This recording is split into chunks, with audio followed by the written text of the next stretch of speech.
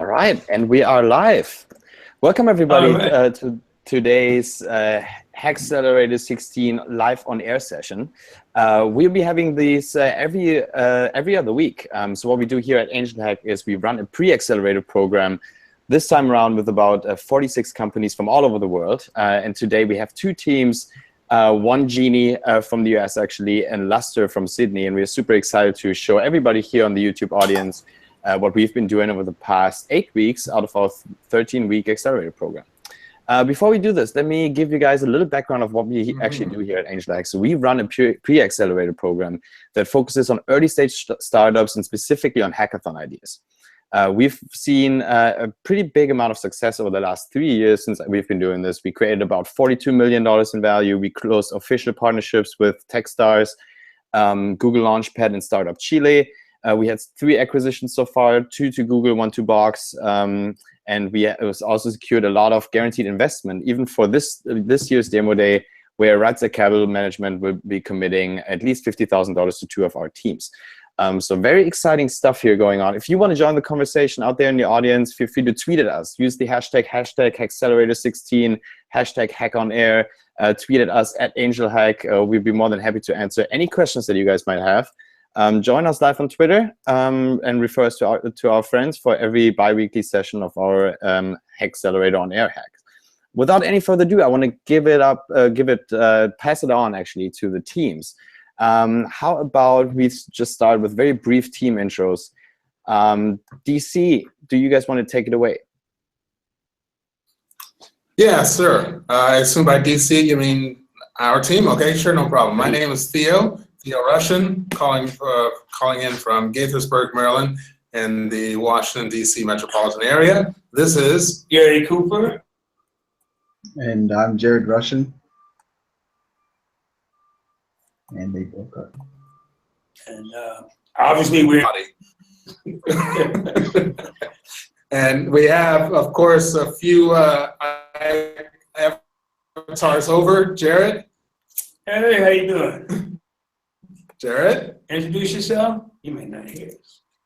Jared, can you hear us? Yeah. Yes, I can. I'm Jared from Laurel. Jared, do you want to give us a little bit more context? We can hear you. We can hear you. Oh. I think there's a little delay on the line here. Jared, I think it's not too bad for the 2 of us. Do you want to give us a little context of what you guys have been building over the past 8 weeks? Sure. We've been working on a mobile application that helps customers locate items in grocery stores and supermarkets using voice interactivity. So yeah. That's cool. So is this a mobile-first application, if I understand it right? And yes. You guys use that for consumers in supermarkets that want to find a specific product. Is that correct? Correct.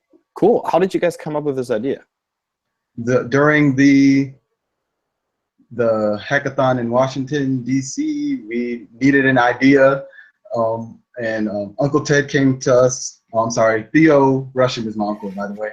But he came up to us and said that a lot of people have told him before that they haven't been able to find items in stores in the time they wanted to, and it's frustrating. So we wanted to come up with a solution for that, and Genii was born.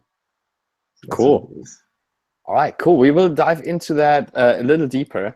But before we pass it over to our Sydney team, I want to introduce very proudly one of our newest team members, Adi Abili, who is here on the call with us, who is helping us out with so much over the past couple of weeks since we brought her on from into the Accelerator core team.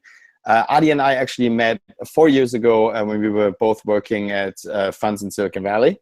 And ever since then, we kept in touch, stayed friends, and now I'm very happy to announce that we have hired her for our Accelerator team. She was the former program director at Draper University, has an incredible network, very great business knowledge, and she has been helping out all the teams on weekly mentorship calls. Hey, Adi, thanks for joining us today again, and cheers to Berlin, where you are right now. Absolutely. Thanks, Milan. Cool. All right. So Adi and I will be bugging both of you guys for the next hour with a few questions and dig a little deeper into what you guys have been building and how you guys met and how the program runs so far. But before we do that, Angela from Sydney, do you want to give us a little 30-second elevator pitch of what you guys have been up to?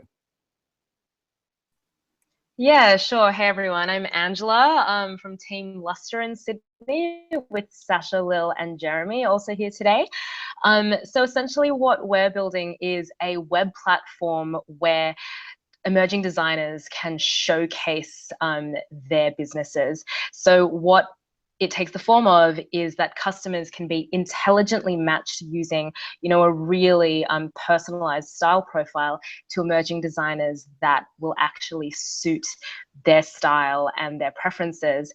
And at the same time, giving emerging designers really great access to customers that are directly engaged with them to get the kind of feedback they need to de-risk a lot of their actual business process. That's awesome. Cool. You definitely nailed the 30-second pitch. How did you come up with that? Was that a problem that you saw that you really needed to resolve, that you guys wanted to solve, or how did this idea come about? Yeah, sure. So in my day-to-day, I work in the fashion industry with a lot of brands, both emerging and the larger established ones, as a creative director and producer, as well as stylist. And so with every single brand that I work with, I just found that already has a full-time job, just trying to do the design process and the manufacturing process, as well as running their own online stores, that most of them, especially the emerging ones, don't really know how to get out to their audience in the most effective way. And that just means that their sales suffer, they can't grow as quickly as they would like.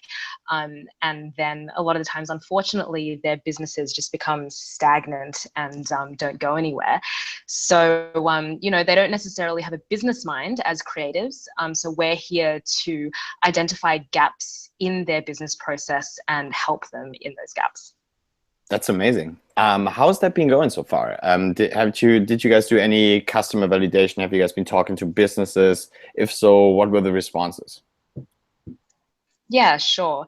So actually, even before the program started, we began, having a whole bunch of interviews with a ton of designers in Sydney. I think we've actually probably done about 60 hours worth of face-to-face physical interviews thus far. And then also, obviously, with the survey through the HACKcelerator program, which proved super, super useful, especially because originally we had a B2B idea, but then through a lot of industry research and through that survey, it really validated our decision to pivot from B2B to B2C directly. So yeah, all the designers we've spoken to have definitely resonated with the same kinds of problems, and without even knowing it, have been helping us to build a really great platform that will solve those problems just by answering the sort of questions we're asking them. Cool, perfect, awesome. Let's give it back to Team Genii. How we now learned how you guys came up with this idea, but from what I remember is you guys had some obstacles very early in the program where it was kind of hard to actually obtain the data that you're working with. Do you want to give us a little background of how you guys solved this and how you guys obtain all of this immense amount of data that you've been processing through your app?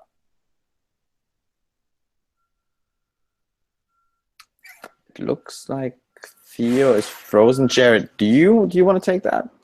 I remember there was it took you guys quite some time to actually map out the stores and so on and so forth and translate that into actionable data. Do you want to talk a little bit more about how you guys approached it and what kind of issues you've been facing? Okay, let me try. So we still have to we're still mapping out, going to the actual store to map it out completely, the floor plan and then the product location, and then we have to create the maps for those and then put those into the app. I don't, Uncle Ted or something. It's all, Can you hear us? we can sometimes break up, but let's give it another shot. Okay. Okay, sure. So yeah, basically our initial offering, our product, relies on a manual phase in which we have to enter in the product categories ourselves. We have to do the mapping of the store ourselves. So that we can enter them into our database and make them available to our customers. However, we're looking into merging from that phase into an more automated phase where we would partner with the different stores, the grocery stores, supermarkets, to hopefully provide us access to their data, which will then, allow us to speed things up, provide more accurate and timely data.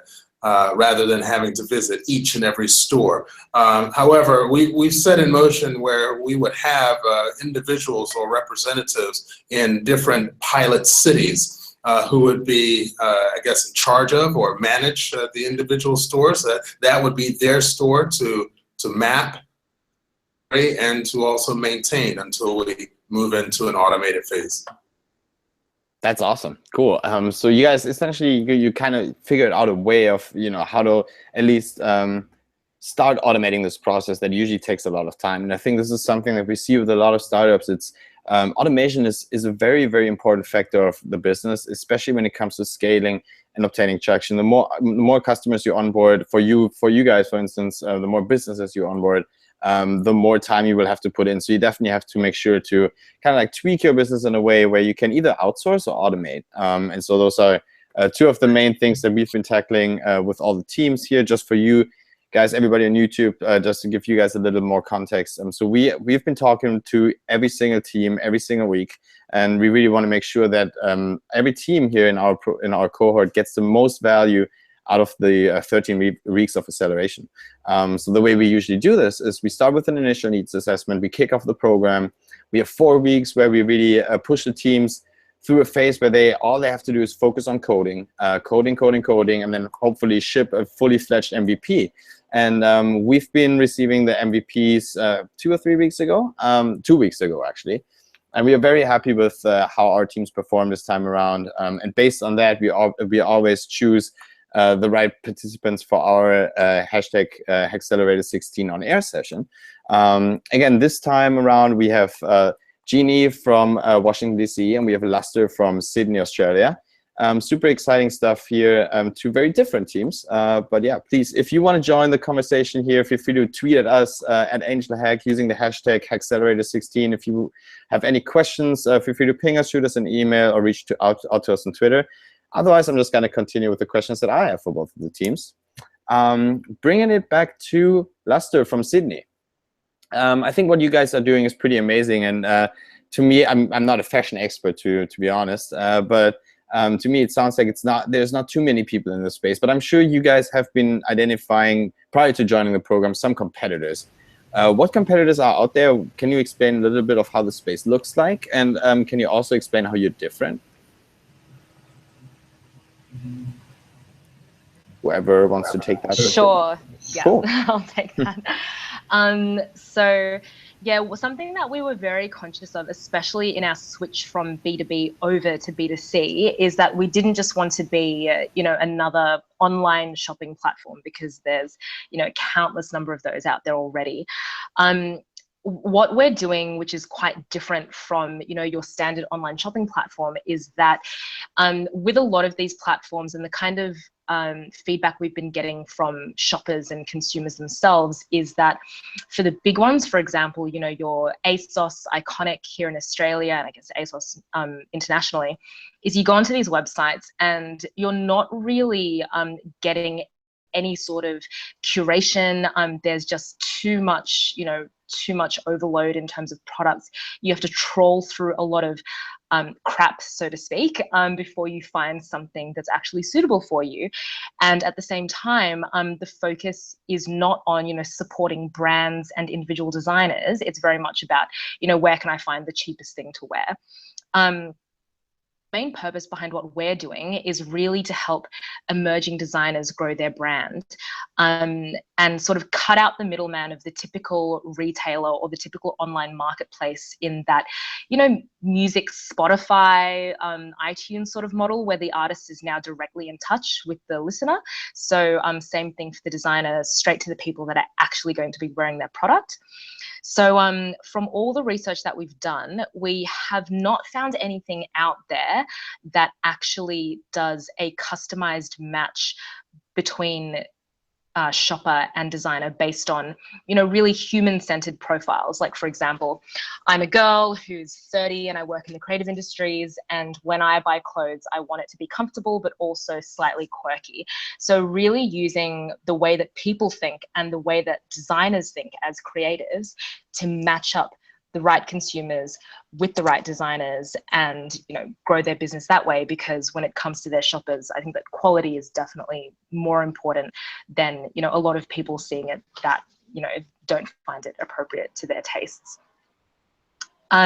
So in terms of previous companies that have done something somewhat similar, there was one actually quite a few years ago that was started by two Harvard Business School alumni called Fashion Stake, where it was, you know, essentially have a stake in the fashion that you're going to be buying, where it was also trying to connect the consumer directly with the designer and allowing them to give sort of crowdsourced feedback on, you know, upcoming collections.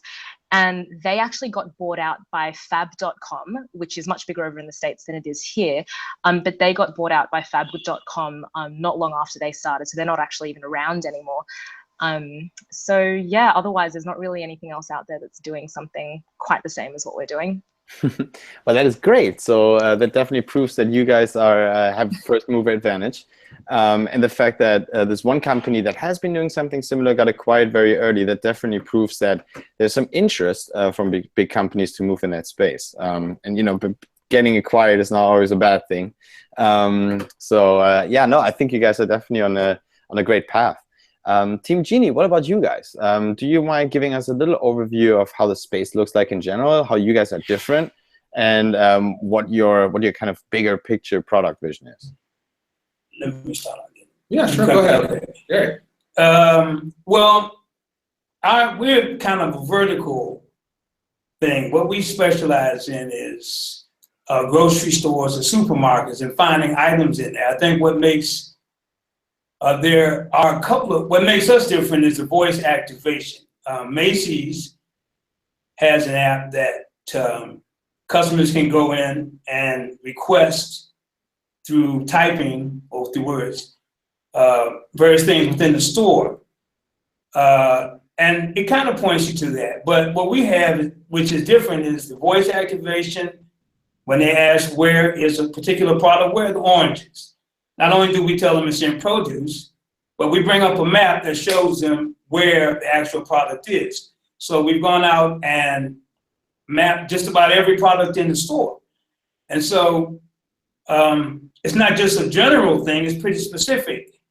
And I think that stands out more than anything else. I think we're solving a problem that probably a lot of people have encountered before, which is going in stores and can't find something. Even in a store that you're familiar with, you might be looking for something at some time that you can't find. And this product basically allows you to do that. It's very simple, it's easy to use, it's straightforward, anybody can pick it up and use it. Features in it too. You want to speak to some of that thing?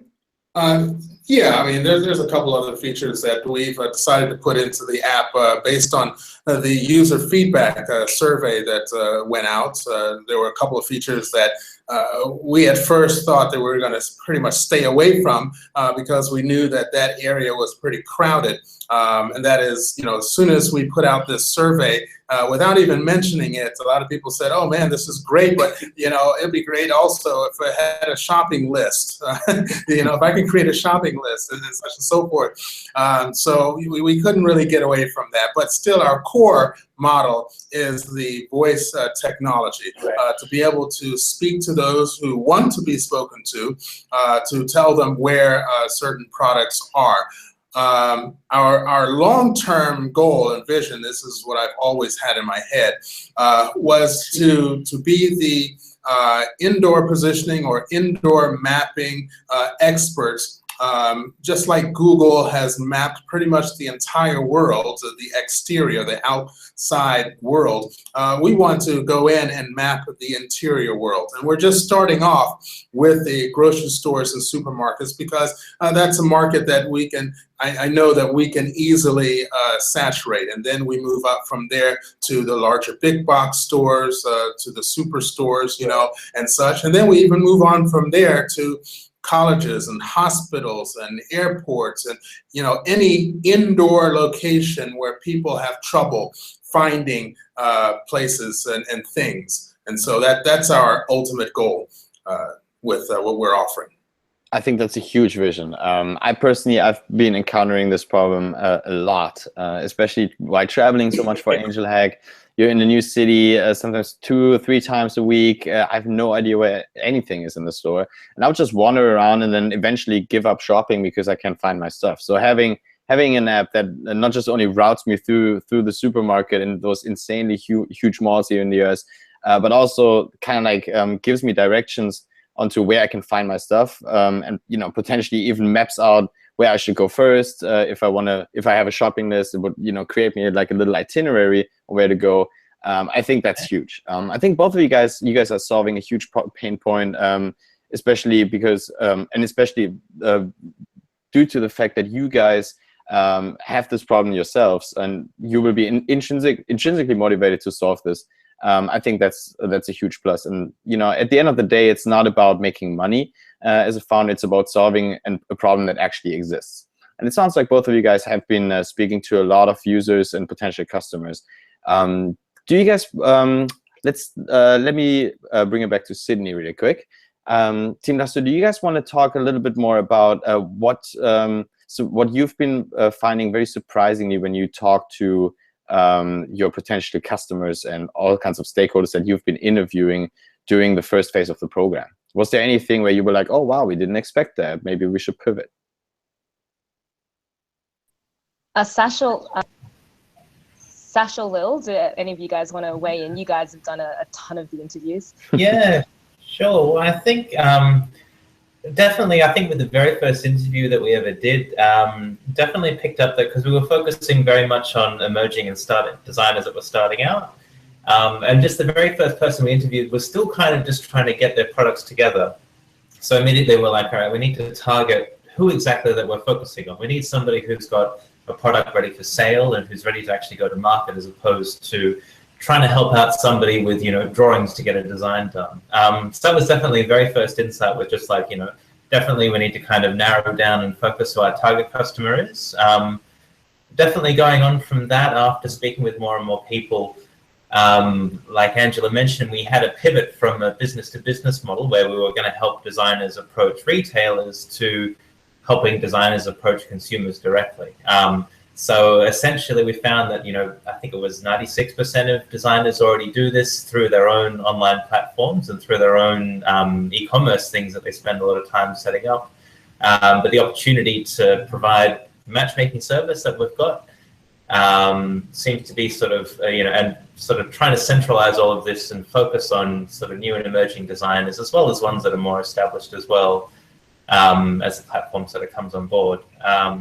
And then sort of going on from that, we always had the plan of eventually involving consumers directly, but we decided to switch around and actually go for that first, because we then sort of realizing after speaking with more and more advisors and business people that eventually, you know, once businesses see the traction that we have from going directly from, you know, businesses to customers, they'll want to get on board as well. So that's kind of where our biggest pivot has come, I guess, is essentially switching around what our original business plan was. So. That's pretty awesome. I think that's, you know, that's one of the trends that we've been seeing. Something else to that, by the way. Sorry. Please, and go ahead with it. About kind of our decision to pivot away from retailers. So one of the things we realized was that for retailers, there's lots of kind of gaps where they can't really, there's too much risk involved for them to work with emerging designers. So you know, they want kind of smaller volumes of orders, or they kind of, the time lag between the time you place an order and the time you might receive it is really kind of this unknown variable. So if stock arrives too late for them, then the season is out, and so they can't sell that stuff. So there were kind of a few pieces there that we thought, this is a really big problem, and we don't quite know if this is the best place to focus our efforts. Also delays in payments between retailers and designers was a huge pain point on both sides. So that was also kind of this big hurdle that we weren't quite sure how to address. It was sort of taking us away from our initial kind of drive to help designers build their business. So that was another, I think, really key, that collection of insights about the way that retailers work and what makes their day-to-day kind of challenging, I think was another reason that we decided to pivot to the B2C model. Awesome, cool, thank you. I think this is something that we see a lot, over the last couple of years. We've had a lot of teams that after a few weeks, they talk to customers and they just find out, okay, well, we should switch something around. And I think that's actually one of the things that, where an accelerator program can really help, because an accelerator program, or everybody else involved, from a mentor to all kinds of other business stakeholders that are not directly involved, they have a more outsider perspective. And by talking to customers early on, you might find yourself in a situation where you'd way too focused on very particular features of the product that then turn out not to be very valuable. And it's very important for startups in general to be a little bit more flexible. And it's just great that we have teams just like yourselves that prove that you can pivot after a few weeks in the program and still do very well. So that's great. Cool. And Team Genii, what about you guys? I'm sure you guys had probably some moment when you guys have been talking to customers where you were like, oh, wow, we didn't expect that. Do you want to point out one or two of those moments? Yeah, I kind of mentioned it before. When we started off, basically the voice technology, being able to speak to and receive answers back through voice, was our focus, our number one focus. But then after we spoke to many people and we put that survey out, we just had so many people saying, hey, that's an excellent idea, but I would also like to make a list, a shopping list or whatever it may be. And we looked at it very carefully, and we even, at first, we even sort of shied away from it, but then we realized, no, we need to give the users, the customers, our potential customers, what they want. And so that was quite surprising. But we were able to very easily merge those features in, and once again get more feedback as to this is what they really want and such. And I think that was probably the number one surprising moment that we had after our interviews and feedback. Cool, awesome, thank you. All right, I think everybody here on this Hangout on Air today has learned a lot about what you guys have been doing. So I think it was very helpful for everybody in the audience to get an understanding of what you guys are building, how you guys came to the current status of the application, where you guys are at, with or without a pivot. Let's talk a little bit more about everything that was going on before you guys joined the Accelerator program. So all of you guys met at a hackathon. Team Lustr, do you guys want to give us a little bit more background of how you guys met? Did you guys meet at the hackathon? Did you guys know each other before? And how was the hackathon experience in general? I was there for the free pizza, I'll be honest. Excuse me, sorry. I was there for the free pizza, I'll be honest.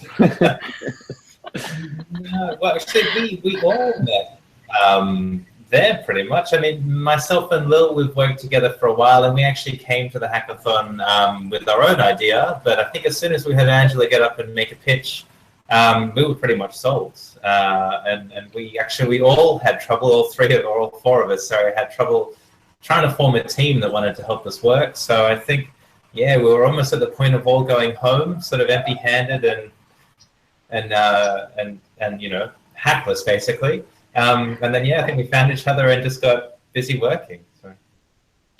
It was really funny, actually. As soon as I finished my pitch, I get off the stage, and Jeremy, who's quite a character in real life, he's looking very, you know, calm and stoic there on the screen. But in real life, he's quite a bit larger than life.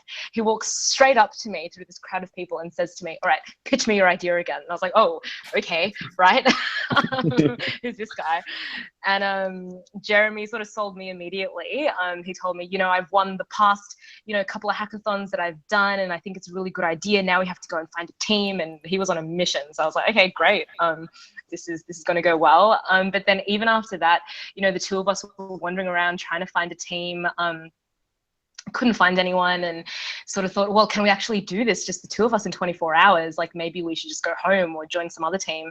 And then, yeah, Sasha said, we ended up finding Lil and Sasha, and it sort of went from there. That's awesome. Somebody was, sounds like, Jeremy, you were pretty dedicated on finding team members there. Yeah, I am. Again, I come to hackathons to win. And it's always been my thing. It's what drives me. Developing wise, to me, it's a passion. But finding that right team is what really makes it for me with hackathons. The experience with building something new, meeting someone new, and developing new skills that I know exist in someone else that I can learn from. So that's what drives me when I come into hackathons. And again, meeting these guys, team-wise, I think we pretty much fit different parts of a business. So we aren't just a team that's capable of doing one side, we can do the whole thing. And that I have never seen before in a hackathon. So I've got great hopes for this team. That's awesome. I love your energy here. And I can totally see where you're coming from when you see the team is super important. This is again something that we see within our batches all the time, where you know, we really see the strongest teams are actually the ones that have complementary skill sets and a very high ability to execute. The idea is not that important actually, because the idea can pivot, but the team cannot. So it's very interesting to see the similar patterns here. Team Genii, we have some questions from our community. Okay. Hermine would like to know, are you guys focusing just on grocery stores or any type of retail? I believe you touched on that a little bit, but maybe elaborate a little further. Sure, no problem. So currently we are focusing on grocery stores and supermarkets because that's a market that is just large enough to need our type of problem, our solution, sorry, and not too large to overwhelm us at first. However, once we get into the market and really grab a hold of it, then we will be moving into the retail stores, the Targets, the Walmarts, the Home Depots, and such and so forth, and beyond. Cool. So did you want to talk a little bit more on that, or? What about the stores? Oh yeah, no. I just thought you had something to add. Sorry. Oh, okay. Sorry. Yeah, I was just gonna say, the three of us, in case the viewers. Ooh, I think we lost you guys for a second.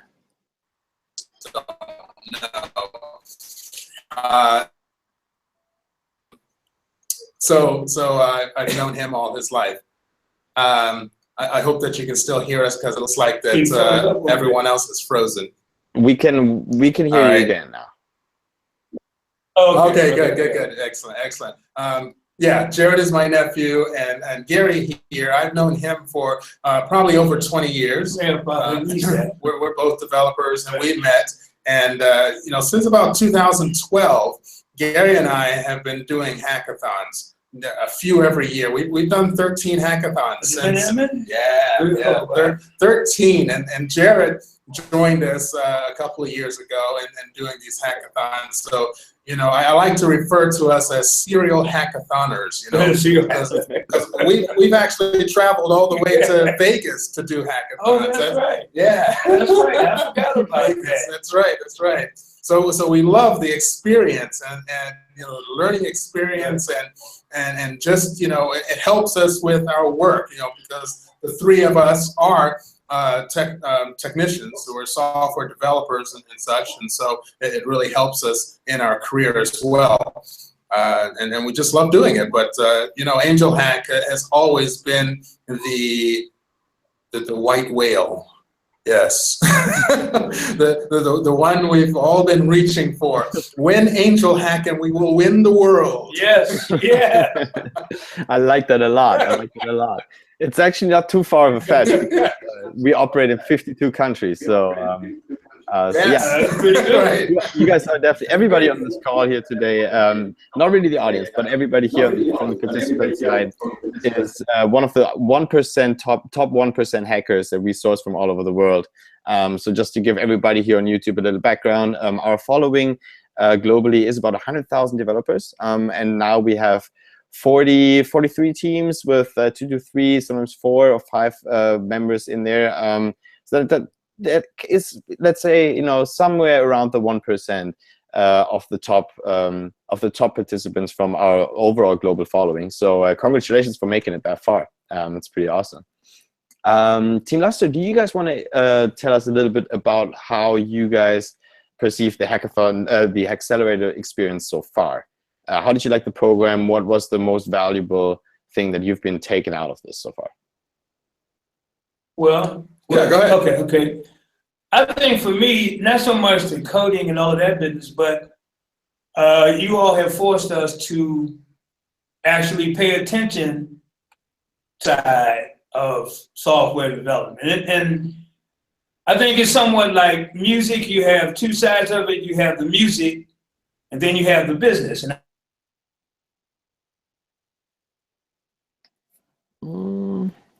you guys are frozen a little bit. Let's give it a few more seconds. I'm not quite sure if Team Genii is gonna recover right now. Let's talk about you guys in Sydney. Maybe you guys could just answer really quick. What was your favorite experience in the program so far, and how has the accelerator experience been overall? In the hands of folks, so we can really get some information out of it. Oh, so that, to me, that's what it's really been more so. Sorry, business. Sorry, guys. You guys have been breaking up. Do you just want to repeat the last 2 sentences really quick? We had some connection issues here on our live stream. Oh, still gone. All right. Well, I'm gonna mute you guys and finally. Sorry. Let's see if we can restore your guys' connection. Angela, do you want to take it away? What was your guys' favorite moment so far in the program, and how do you like the accelerator program so far in general? Yeah, sure. As far as favorite moments go, there's just something that's a bit silly. From the very first week, I was there on my iPhone sort of videoing as soon as we pressed to submit the first deliverable, and we were all getting so excited that, week 1 deliverable, we're submitting it. And Sasha in the office has got this really nice bottle of champagne that he said, we should open this bottle of champagne when we submit our first deliverable. And then it didn't quite happen because we were all really tired late at night. So we're like, we'll do it next time. And every single week it's actually been the same story. It's like, do we get to open the champagne yet? And we still haven't quite opened the champagne yet every single week. But we will get there. But otherwise, in terms of the program itself, I think the big thing for me personally, and I think also for, if I can speak on behalf of the rest of the team, is the kind of mentorship and the kind of information and access that you guys have given us has definitely been invaluable. And, it's the kind of thing where if it was left up to us, we would probably be spending months on, really in-depth research and planning and trying to perfect everything. But something I've definitely learned personally from this is, let go of that, extreme level of perfectionism and sort of, really do it in that lean startup way where, you make the best decisions you can with the information, and then you figure out what's going on, or if you've made a mistake, and you just iterate and you just go as quickly as you can within this amazing structure that you guys have provided, to actually get something launched in a matter of like a few weeks, which is just, you know, ridiculous. When I tell people or friends of mine, they're like, what, you're launching something in how many weeks? Like, how is that even possible? So without you guys, yeah, don't know how we would have managed that. Thank you. It feels really, really good to hear, especially for everybody on the HACKcelerator core team. I mean, you guys, over the course of those 13 weeks in total, you guys kind of raised to our little babies. And, you know, like, your projects are obviously very important to us as well. So it's super exciting for us to see that you guys actually have an MVP. So I remember when we were going through all the MVPs, we were super excited. Every time they were trickling in, we were like, oh my God, Team XYZ submitted their MVP. And you sit there and you're like, oh my God, I can't wait to check it out on test flight. Or yeah, it's a lot to take in, I think, for both sides, but it's a great experience. And yeah, thank you so much. And I can really just give that compliment back to all teams participating. You guys are working so insanely hard. Just for everybody on the audience, so we only require teams to commit at least 10 hours per week per founder to those products. But some of those people here, especially on the ones that join our #HACKcelerator on air calls, they've probably been working over 20 or probably sometimes close to 30 hours individually. So I don't even know how you guys pull that off with a full-time job. So congratulations, guys. You guys have been doing amazing so far. Cool. Hey, Theo, did your guys' connection recover? You guys good? Yeah, can you hear us? We can hear you. We can. Just in case that happens once again, I'm just gonna, if I can't hear you anymore, I'm just gonna go mute you guys really quick, and then you will see. Then you can just rejoin, and usually the connection picks back up. All right. Very good. Let me ask you this: what was your favorite Genii story of the whole HACKcelerator experience so far? Is there anything that demonstrates that your product is very necessary or important, or have you guys had any crazy feedback from someone that you really trust? Is there anything that you would like to share?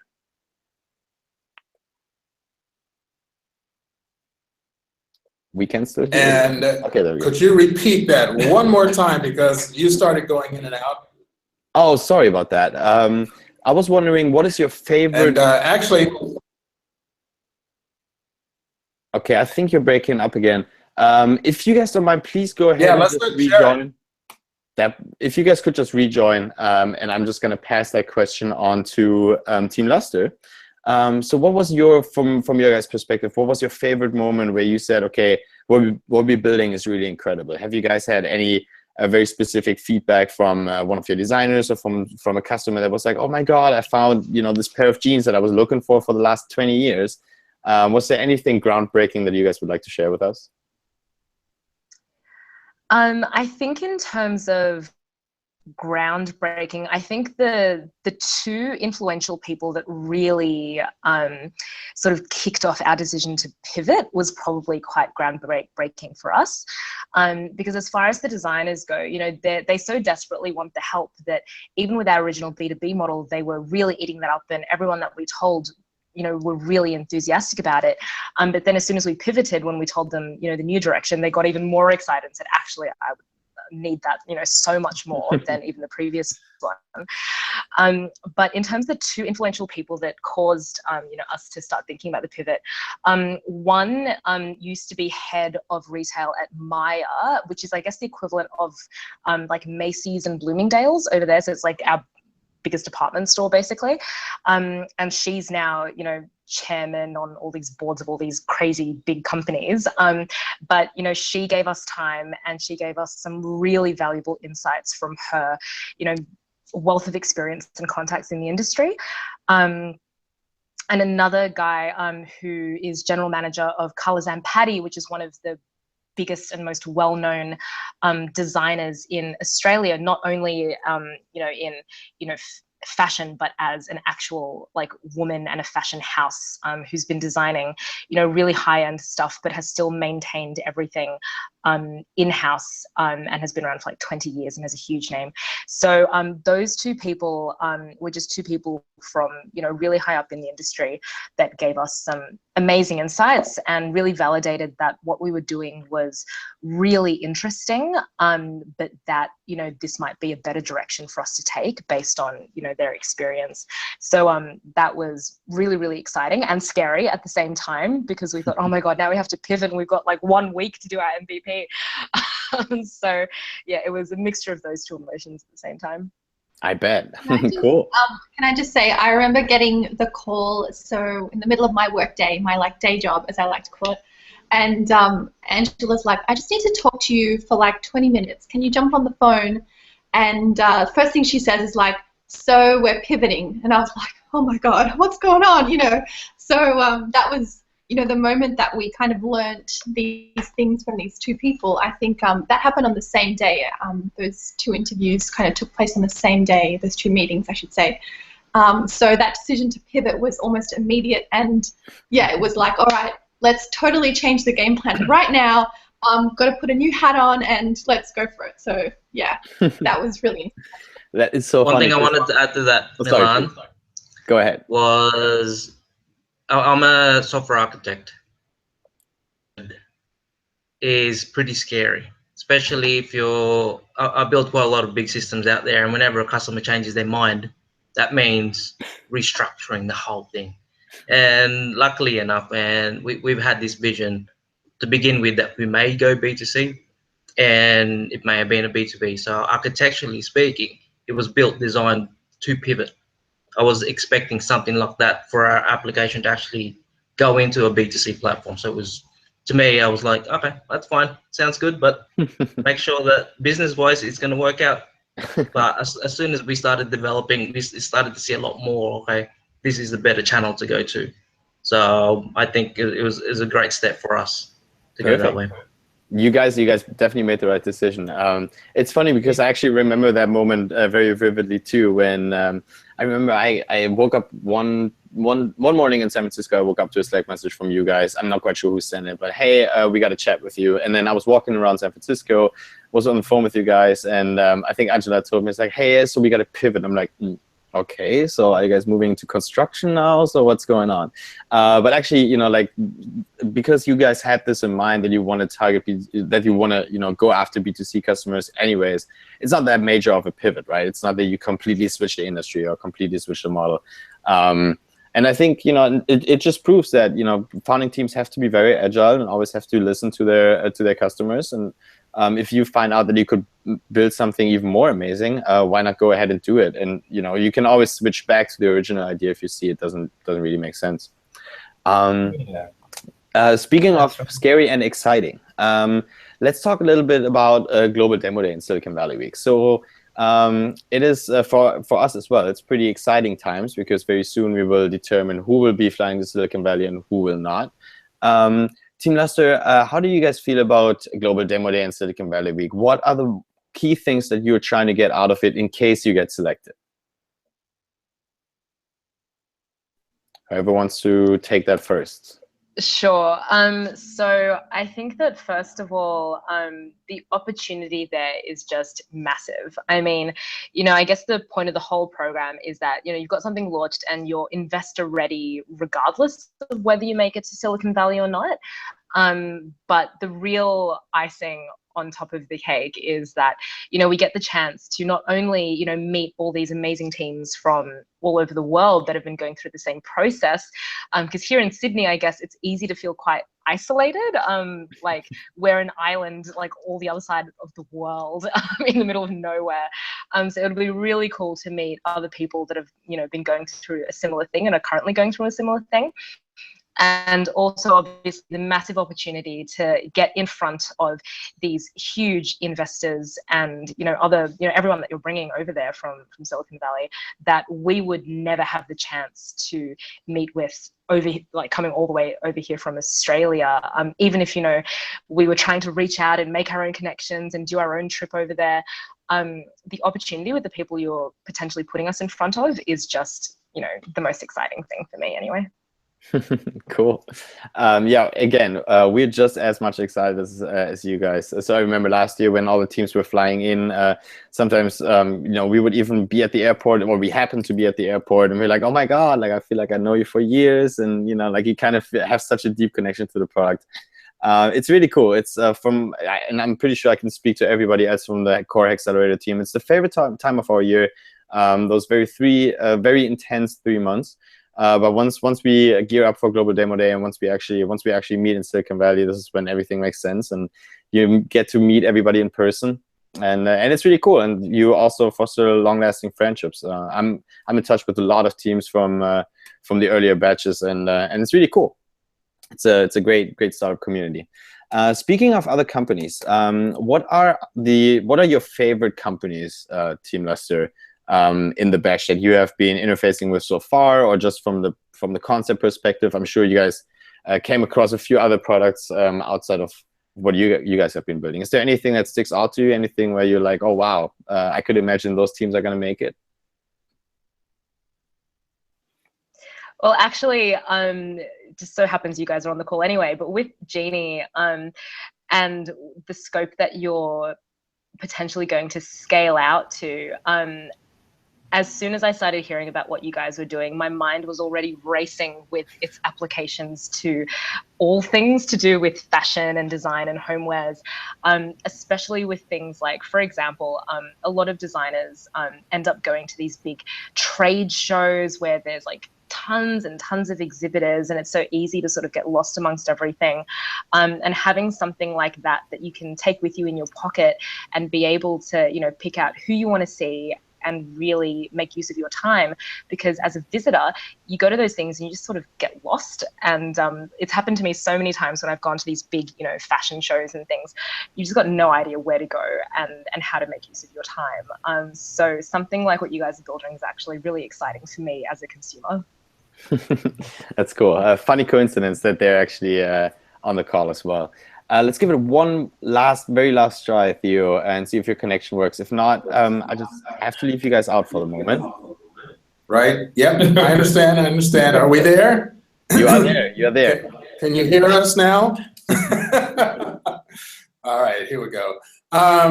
Yeah, you know, I'm going to tell the truth here, obviously, is that we've all been pretty much heads down on this particular project and the deliverables and everything, and that so we haven't had time to actually take a look at what the other teams have been doing, other than reading the threads in Slack, which is, you know, a pretty high level, you know, overview, very, you know, surface level type of thing. So I can't really speak to what other projects that I've seen. Now, from what I've heard from Lustr, that sounds absolutely fantastic, you know, what they're doing.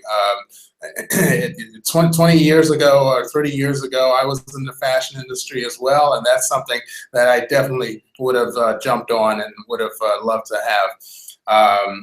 But once again, we've just been so busy and headlong into what we're doing that we haven't paid attention to the other teams as much. So hopefully we will get picked for you know, Global Demo Day. Yes, yeah. Vote Team Genii. Vote Team Genii. As they do on the TV show. And we'll get to meet all the other teams, or at least some of them. Cool. Yeah. Well, there's actually no reader voting in place, so we're actually gonna do that ourselves. But yeah, I'll definitely wish everybody good luck, and I can just restate that again. So this year's batch has been performing incredibly high, which makes our work a little harder because we obviously can't fly everybody to Silicon Valley. But very soon we will know who will be participating, and it's going to be fun times and super exciting. And for everybody who cannot fly to Silicon Valley, that doesn't mean that you guys are out of the program. That just means that you know, we have chosen other teams based on their performance over you. But you know, like we in the HACKcelerator, we are trying to support every team from week 0 to week 13. So there's no such thing of kicking anyone out of the program. Just wanted to make that clear here. All right, guys, we are almost, it's almost 6 p.m. here in San Francisco, and we will be closing it off soon. We have 6 more minutes left. Is there anything that you guys would share with fellow entrepreneurs, fellow founders, fellow people in tech? I kind of want to, take those last 5 minutes here to inspire other people here on our YouTube channel. Over the last couple of weeks when we've been doing this, and even last year, we had a pretty good following here. So now is the time for you guys to inspire others. Angela, do you want to take it away? Yeah, sure. The point that I mentioned earlier, in that you can overthink everything and sort of do nothing. You're much better off, having a really good team around you that you can bounce ideas with really quickly and act, and then iterate and act and iterate. So that's the biggest lesson that I've learned. And with all the designers that I work with, I think that that's a problem they face as well, even though they're not in the tech space. They're solo entrepreneurs, and the same thing happens. You just get sort of caught up inside your own head, and then can't sort of make an objective decision.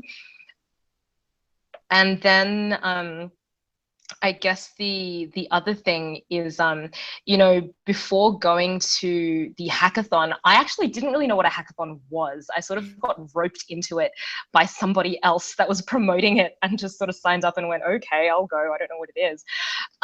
So, I mean, it really just goes to show that, taking opportunities when they're presented is so valuable. Like a week before that, I would have no idea that I would have been part of this, HACKcelerator program. So if you are thinking about doing something, take the opportunities that present themselves, and worst case scenario, you'll learn something and you'll meet someone that might open another door down the track. I love that advice. That's almost a life philosophy here, right? Like, take every opportunity when you can, don't overthink it. And if it happens to be a mistake, just learn from it and fail fast. And I think this is a lot of successful people and successful entrepreneurs, and even VCs have said that is, it never hurts to try. Just make sure that you learn from your mistakes very quick. And if you're building something that is not the right fit for the market or for your audience, doesn't matter, because you learned. And it's actually funny, because investors, when you are not a first-time founder but your last startup failed, investors want to hear that, and it's actually a good sign if you tell them you started a startup but it burned, because then you learned. And that's kind of like the Silicon Valley spirit, and I think it's applicable to so many more situations in life. Cool. Thank you, Angela, for your last words here. Theo and team, do you guys have anything that you would like to share where you think this is an advice to every fellow entrepreneur out there? Yeah, sure. I'll keep it simple. My mother always taught me, and I'll never forget, love what you do and the money will follow.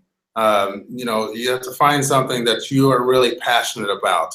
And when you basically work on that, then you're never really working. It's always a good time. Never give up, because any obstacle that comes up just makes you stronger. You'll be able to overcome those, and another opportunity will open up for you. If one closes, that's fine. Just never give up. Keep pursuing, keep moving ahead. Perfect. Right, and I'd like to add to that. I'd like to add to that too. Please. That I think one of the things would be to not get discouraged, because it's a long journey, and things don't always happen quickly.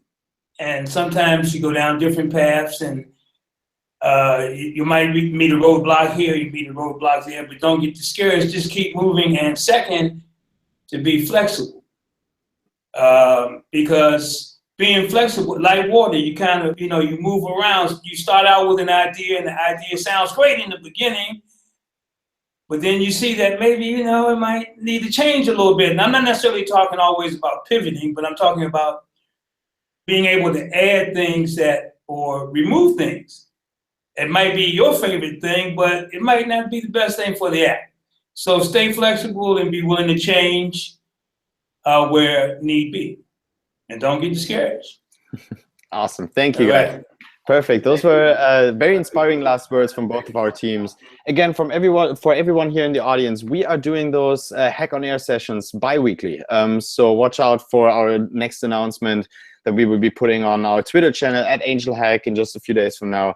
We will have another session just like that from today in about 2 weeks from now, where we take 2 of our good performing teams from our international batch of companies, of a total of about 46 companies as of now, and interview them for about 1 hour and show the rest of the world how we work at Angel Hack, how entrepreneurs work from all over the world, and how you out there can start a company within 12 days, within 12 weeks. Our time is up for today. Thanks everybody for joining. Again, my name is Milan. I'm here with Adi and the rest of our Angel Hack Accelerator core team. Thank you for Team Lustr from Sydney and to Team Genii from Washington D.C. I'll see you guys next time around when it is time for #HACKcelerator 16 on air. Thanks everybody. Bye. Bye.